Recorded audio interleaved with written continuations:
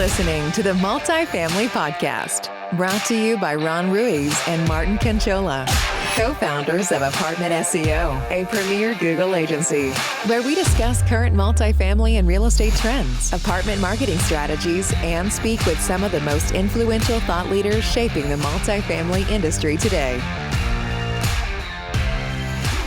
Welcome to the Multifamily Podcast, powered by ApartmentSEO.com. I'm your host, Martin, joined by my co-host, Ronn. And today we have the privilege of speaking with a visionary leader in the multifamily real estate industry, Zihao Wang, CEO and Principal of Motiva Holdings. Zihao has had an incredible journey from managing his family's real estate assets to running a $500 million portfolio across the country. His story is not only inspiring, but also packed with insights into multifamily investments, risk management, and innovation in real estate. Zihao, welcome to the Multifamily Podcast. Thank you so much for having me. Happy to be here. That's awesome. We're so thrilled to have you with us, Zihao. Obviously, your background and success with Motiva Holdings are impressive. And more importantly, we're excited to dive into your journey. I mean, you are a young guy. Let's hear the strategies that have propelled you forward. Really excited about that. So thanks for joining us. Thank you, Ron. Thrilled to be here and having the chance to discuss what we do at Motiva. Yeah. So from your early experiences managing your family's real estate assets to founding Motiva Holdings, what lessons have been most instrumental in shaping your approach to multifamily investments? I think the most instrumental lesson is probably to be as hands-on as possible. Real estate is a really unique asset class in that the day-to-day operations can be carried out by almost anyone who's willing to put in the effort and put in the time. And so this kind of commitment into the asset makes a really huge difference in terms of the outcome of the investment. And so, when our portfolio was around 500 units, we made the decision to bring everything in-house. So we set up our own property management company. We set up our own construction company. And by doing that, it was a huge game changer for us. We could manage better. We could solve problems easier. We learned a lot more about the lessons that we had to learn. And so this is a big driver of kind of how we got from where we started to today. That's huge. So obviously Motiva Holdings has an impressive management portfolio of over $500 million across the US. Significant portion of that is in SoCal. What unique challenges and opportunities have you encountered in operating obviously in such a regulated market? Yeah, I would say the main challenge, which probably everyone knows already, is the tenant evictions and the constantly changing legislation. In terms of tenant evictions, it's really important for us to screen our tenants very diligently. Yeah. I try to pass this through to all of the property managers, all of the on-site managers. This ensures that the tenants we're bringing in are quality tenants that are able to pay their rent on time and don't want to have a bad record for themselves, right? So that's on the tenant screening part. And for the constantly changing legislation, I think it's really important for us to be local and have a really good pulse of where, city council and board members are heading. So we've built really good relationships in the past 16 years here with local city members, for example, in the city of Glendale, in the city of Anaheim, in the city of Downey. So all these kind of relationships that we've taken the time to nurture and build for the last 16 years has really paid off in giving us an advantage in understanding what kind of legislation may be coming and where the pulse of everybody's sense is coming from. That's awesome. So risk management is a cornerstone of your strategy. How do you evaluate and balance risk while pursuing growth across Motiva's Holdings investments? In terms of risk, the biggest thing that we look at in our investments is leverage, because we think that's the main thing that can cause a good deal to go south, right? So we've seen in the pandemic, kind of when interest rates drop and rise, floating debt is a very scary thing. It's something that you can actually have a fundamentally great asset that's operating well, but actually not give you the cash flow or returns you want because of how high the debt went, right? So leverage is something that we always think about. In fact, I operate off of a family office. I'm the second gen of it. My parents have always kind of instituted this non-written rule where we shouldn't go above 65% LTV or LTC on floating products. And so we've always kind of capped ourselves at that, which is, in the beginning, I didn't really understand it because when you pop that leverage up, your IRR on a spreadsheet just pops as well. So, it always seems more reasonable to go for that. But, kind of seeing what happened in the past 3-4 years really just illustrated the importance of managing risk through leverage and making sure that you're actually doing real estate investments in a risk-adjusted way. And that's huge. That comes kind of go into my next question about your background, being in computer science and finance. Obviously, that helps. So what role has that played from your background from MIT? Very impressive. Shaping the way you approach acquisitions, capital markets, development process, and real estate private equity. It is, to your point, it is definitely an interesting time right now, right? Because some people have gotten burned most recently. Yeah, so I think it helped. I think my education background kind of helped in two ways in terms of real estate. The first is it got me really comfortable and really good with numbers, right? So real estate, you have to do a lot of underwriting, you do a lot of modeling. There are different ways to put together capital stack. You can put prep in, you can put mezz in, you can do different kind of leverages, et cetera. And so it kind of got me really good at dealing with numbers and trying to visualize kind of what numbers how changes in numbers would impact the operations and impact the results of an investment. So that's the first way. And the second way I think that MIT, really helped is in problem solving. For an institution like MIT, one of the biggest things that they teach you is how to problem solve when put in front of a big challenge and not to get overwhelmed. In real estate, when you're managing 34 properties, things can go south really quickly, all in 1 week, and you have to manage so many different things on so many different isolated assets, right? And things can get really overwhelming. So kind of having the mentality of, I've had tougher challenges when I was at MIT studying before. This thing is not much different. It's actually might even be easier. So it's going into with that kind of mentality and having the ability to problem solve, stay calm and stay patient, and really work through each problem. I love that. I love the latter. Stay calm and patient, because sometimes you're like, in assets, you're like, oh my God, and people. Yeah, those are great advice words. Yeah, so Motiva Holdings emphasizes careful and precise operations to protect investors' capital. Can you share specific operational strategies or best practices that have proven successful for you and your team? Yeah, I would say the best operational strategy or like the best practice is to be as on the ball as possible at all times. So for our team, we do everything in house, so we're able to have weekly meetings with our team members, from property manager down to on-site manager, right? Basically, the entire team that manages certain assets. This is really important because in real estate, I think every problem is solvable as long as you discover it early on enough. And so instead of waiting, maybe like taking your hands off of the driver's seat and just waiting for a big problem to arise, there are oftentimes early signals and hints that foreshadow kind of the hidden problem, right? And so by having the weekly meetings and always being on the ball and just knowing what's XYZ are happening on your assets, you're able to actually discover a lot of those problems before they actually arise, which helps a lot in terms of the operations. That's huge. So obviously we touched about it just a minute ago, but obviously I believe we're in an uncertain economic environment. How do you navigate challenges such as the rise in interest rates that we spoke about, inflation, shifting market dynamics? I really think a lot of our audience could learn from this. So I'm really interested in your feedback. Yeah, so I want to kind of approach this question in two ways, one from the acquisition side and one from the operations side.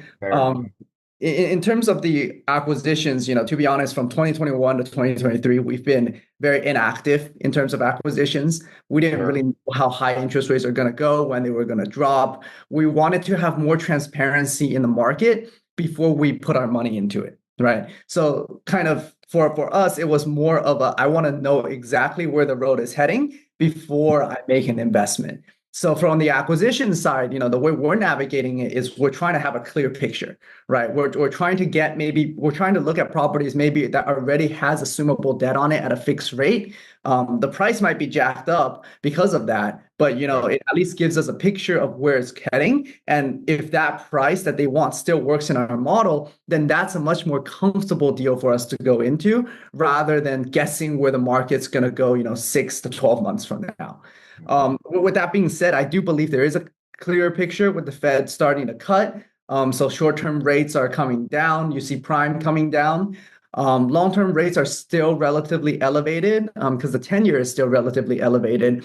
But at least there's a much clearer picture as to where we might be heading in terms of the rates, right? So 2025, 2026, we're starting to go back into the market to be a little bit more aggressive in terms of acquisitions, because now we see there's a clearer picture and a like better road to success now. In terms of the operational side of things, with rates rising, inflation, and all of the things that's happened, all the headwinds that's happening in multifamily, we've really gotten back to the fundamentals of operations, because we understand that the only way to really sustain cash flow when when uncontrollable expenses are rising and interest rates are rising, the only way is really to reduce the controllable expenses, right? So we've been very stringent upon, how many staff we need to put on an asset, right? Is this too many people on a single asset? Can we diversify a little bit more and just playing more of the operations game, which we,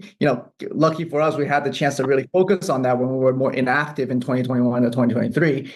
But yeah, the idea is to go back to the operational fundamentals and see where we can cut our budget to increase that cash flow. Absolutely. Yeah, that's what we've been into as well. And, on the supplier side. What about for the great insight, by the way, and I appreciate hearing that. I'm in a few funds myself, so I always use them as my barometer for where the market's headed, for investment strategy and also personal. But my question, one more question is, what do you think prices are going to do as a result of like money getting a little bit more reasonable? Yeah, well, right now, at least what I'm seeing is that seller expectations is still really, really elevated. And when they look at a property, they go look at comps that, because of how low transaction volume was in the past few years, they look at comps at the peak of the market, right? And you're looking at the same asset with kind of the same net operating income and the same fundamentals, but in a drastically different market environment, right? And so as they don't get into the mentality of like, okay, I missed the peak of the market. If I want to sell now, I need to take some sort of a haircut in some sense, right? And so I would say seller expectations are still elevated. If they were to come down another maybe 10%, I think a lot more deals are going to happen. Obviously, the more they come down, the higher transaction volumes go. But at least for my underwriting, I'm really hoping for sellers to come down another, 10, 15%. And that's kind of where I'm meeting the market at. Yeah. Are you guys looking at any kind of asset class, any assets that are maybe in default or headed there because of their Yeah, we're always looking, like we're looking for blood in the water, right? But to be honest, exactly. It's very hard to find. A lot of lenders are just trying to continue to kick the can down the road, right? Yeah. I know Arbor is trying to do that. I guess most of the lenders are trying to do that because no one wants to really lose money on an asset, right? And real estate, the long-term game kind of historically has shown us they might work. Yeah, but at the end of the day, it's more about whether it's a liquidity or solvency issue. Then we get into kind of like the economics of banks and stuff. Right. But I'm definitely looking for distress. Just haven't seen as much as I wanted out there. Yeah, good to know. Yeah, thank you for that. So with the focus on strategic alignment, what criteria do you use to ensure that each acquisition supports Motiva Holdings' long-term vision and provides optimal returns for your investors? Yeah, so we stay within a very tight acquisition box. We stick to what we know, which is multifamily value add and development. By staying so focused on such a tight acquisition box, we're able to kind of leverage our experience in the market and leverage our team to provide the best optimal value and best returns for our investors. Does that mean like we're never going to go into another asset class? No, but it does mean that we're going to be much more cautious and make sure we fully understand the operations of that other asset class before making the investment. That makes sense. Obviously, so someone actively, switching gears a little bit, involved in industry organizations like Urban Land Institute and NMHC. How have these networks contributed to Motiva's holdings, your holdings, on your professional development? It's been a game changer. These events allow me to meet other operators and other investors to learn about how they're managing their assets and thinking about new acquisitions. As a principal, I think the biggest challenge that I face is if I believe in something, but I'm not sure, right? Nobody has a crystal ball. So the closest crystal ball that we can get is by talking with other people who are also experts in the field and seeing what their crystal ball is like, right? And by comparing that to what I think and what my team thinks, that really, helps us paint a direction for the future of our firm. So yeah, these events open my eyes a lot and give me the opportunity to learn from other experts in the industry as well as share my experiences. That's amazing. And do you only attend, or do you send your team there as well, or? Typically, I'm the main person attending. Sometimes I would send some team members if it was like a family office event. I'd send kind of other family members. But typically for like pure real estate events, it is me attending. Okay. Definitely important to get the wisdom of the crowd because, they have a lot of feedback, and we are, as we say, multifamily, so we can all learn from each other. You also go to like outside industry, like or finance, real estate finance, things like that. Yeah, so I also am in charge of like the venture capital and private equity divisions of the family office. So this is not Motiva. This is like different stuff. It's more on the family level. So I attend like VC conferences. I attend like SaaS conferences. So I attend quite a few different conferences. We are heavily focused on the real estate space as a family office, though. So I would say my like biggest time allocation towards conferences is in real estate.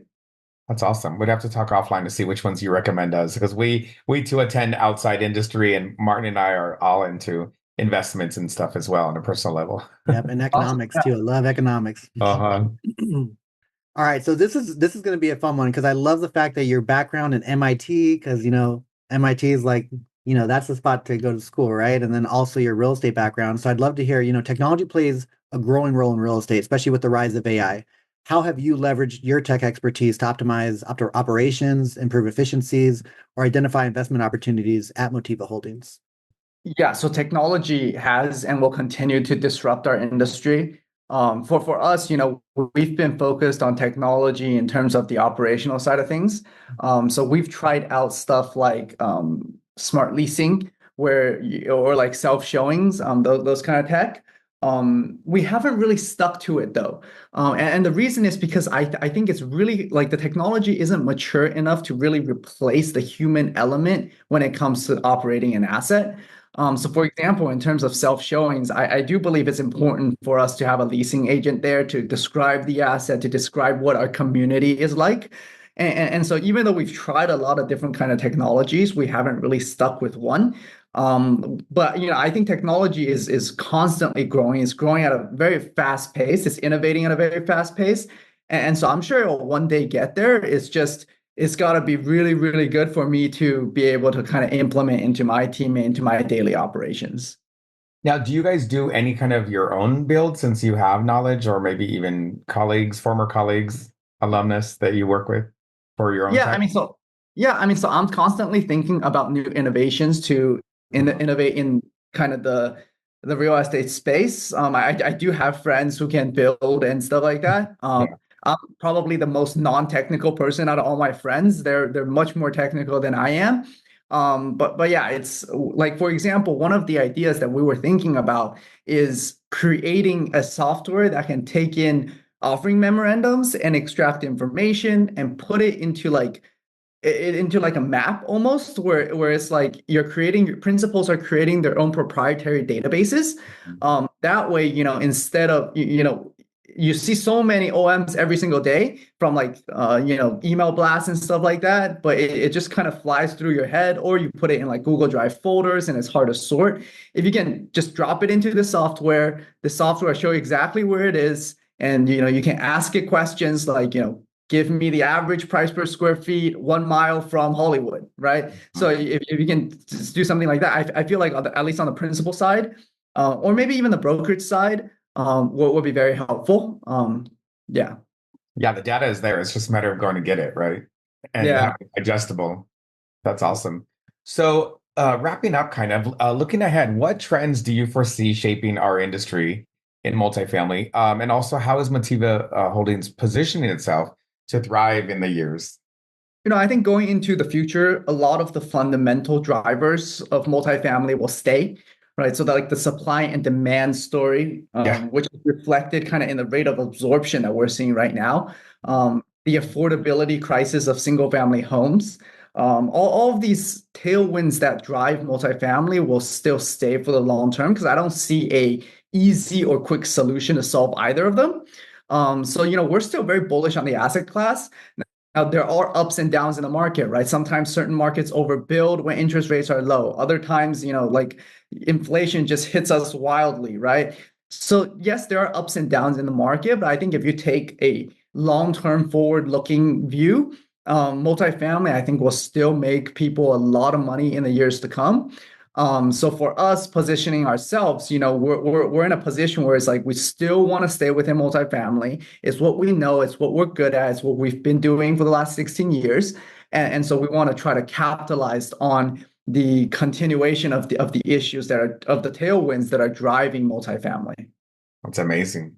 Yeah, well, I say keep going. I say, God bless your journey. It sounds like you and the family have done some amazing things together. My family come from an immigrant family as well. My grandfather started multifamily. So we didn't ever get to this day. We haven't gotten to the $500 million portfolio, nowhere near. But it is inspiring to see how you're second generation and taking this to a whole new level. So I have no doubt that you will be highly successful. And I really look forward to hanging out and sharing your journey with you. Any final thoughts, Zihao, before we wrap up the podcast today?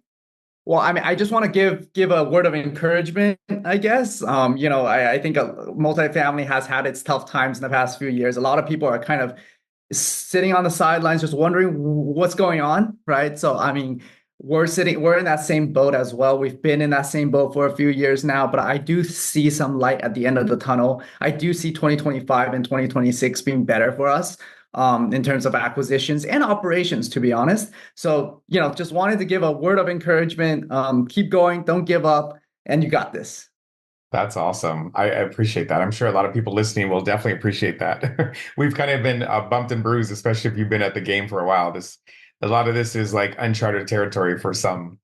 Zihao, thank you so much for joining us today and sharing your incredible journey and deep insights into multifamily real estate. From your early days managing family assets to leading now a $500 million portfolio and probably going to $1 billion before the end of the decade, right? It's clear that your approach is rooted in both precision and purpose. For those listening, make sure to follow Zihao Wang and MotivaHoldings.com for more on their innovative approach to real estate private equity. And stay tuned at multifamilypodcast.com for more inspiring stories and actionable insights. Remember to get your free marketing analysis from ApartmentSEO.com to learn more about our digital marketing services. Until next time, keep thriving in the world of multifamily. Bye, y'all. Cheers.